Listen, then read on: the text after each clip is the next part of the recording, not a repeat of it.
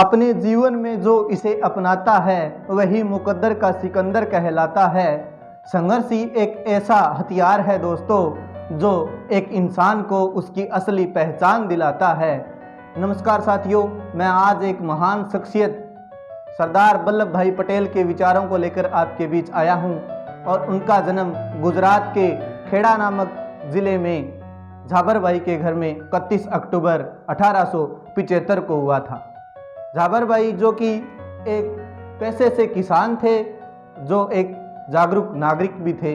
उन्होंने अपनी जागरूकता का परिचय महारानी लक्ष्मीबाई, झांसी की रानी जिन्हें कहा जाता है, उनकी सेना में एक सैनिक के रूप में दिया। वो उनकी सेना में भर्ती हुए तभी का उनका एक बहुचर्चित किस्सा है कि उनको एक राजा हैं वो बंदी बना लेते हैं, जेल में डाल देते हैं और जेल में डालने के बाद वो राजा एक बार उस जेल के सामने शतरंज खेलते हुए दिखाई देते हैं झाबर भाई को, और झाबर भाई उनको एक गलत चाल से रोककर सही चाल चलवाकर वो शतरंज का जो खेल है वो उन्हें जितवाते हैं। तब राजा ने उनकी बौद्धिक क्षमता को देखते हुए खुश होकर उन्हें आज़ाद कर दिया। झाबर भाई अपने गांव जाकर वापिस कृषि का कार्य करने लगे और उनके 4 संतान हुई, जिनमें सबसे छोटे सरदार वल्लभ भाई पटेल थे। सरदार वल्लभ भाई पटेल की प्रारंभिक शिक्षा उनके गांव में हुई और लंदन से उन्होंने लॉ की डिग्री हासिल की। वहां उन्होंने इतनी कठिन मेहनत की, इतना कठिन परिश्रम किया कि जो लॉ की डिग्री 36 महीनों की थी, उन्होंने 30 महीनों में कवर करके वहां से प्रथम स्थान हासिल किया। ऐसे साहसी थे, ऐसे बुद्धिमान थे सरदार वल्लभ भाई पटेल। और वह लॉ की डिग्री हासिल करके वापस भारत लौट आए और अहमदाबाद में उन्होंने वकालत करनी शुरू कर दी। और वकालत करते करते उन्होंने वो मुकाम हासिल कर लिया कि लोगों को उनमें इंसाफ दिखने लगा। और इसी के चलते उन्हें एक किस्सा है उनसे जुड़ा, वकालत से जुड़ा, कि एक बार उनको एक तार मिलता है, उनको एक खत मिलता है जो कि उन्होंने पढ़कर वापस रख दिया और अदालत में अपनी कार्रवाई शुरू की। और वह केस जीतकर अपने दोस्तों को बताते हैं कि इस खत के अंदर मेरी पत्नी का मृत्यु का समाचार है। तब उनके दोस्त सोचते हैं कि ऐसा साहसी आदमी जो कि अपनी पत्नी के मृत्यु पर दुखी न होकर अपने कर्तव्य को पूरी निष्ठा से पूर्ण किया और केस जितवाया।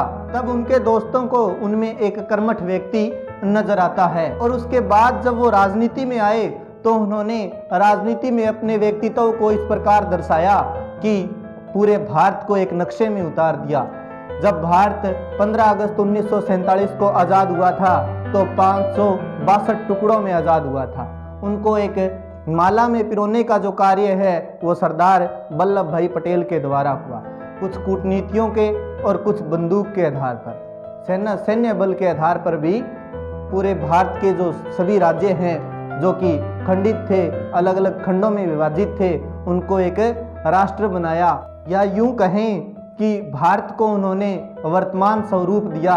तभी कहते हैं, खंड खंड को जोड़ा जिसने, अखंड राष्ट्र का सर्जन किया, उसी शिल्पी वल्लभ को सबने लोह पुरुष कह नमन किया।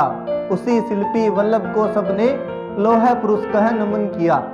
तो सरदार वल्लभ भाई पटेल को लोह पुरुष के नाम से तभी जाना जाता है कि उन्होंने भारत को वर्तमान स्वरूप दिया, खंडित भारत को एक राष्ट्र का स्वरूप दिया।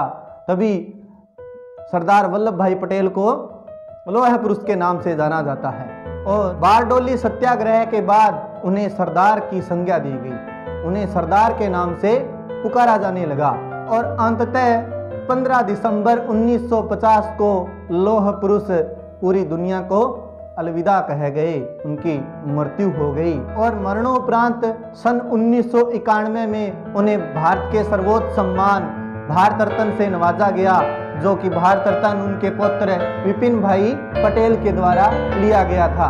और उसके बाद उन्हें समर्पित एक विशाल प्रतिमा बनाई गई जो कि गुजरात के साधु बेट नामक स्थान पर सरदार सरोवर डैम के पास स्थित है, जो कि दुनिया की सबसे ऊंची प्रतिमा है।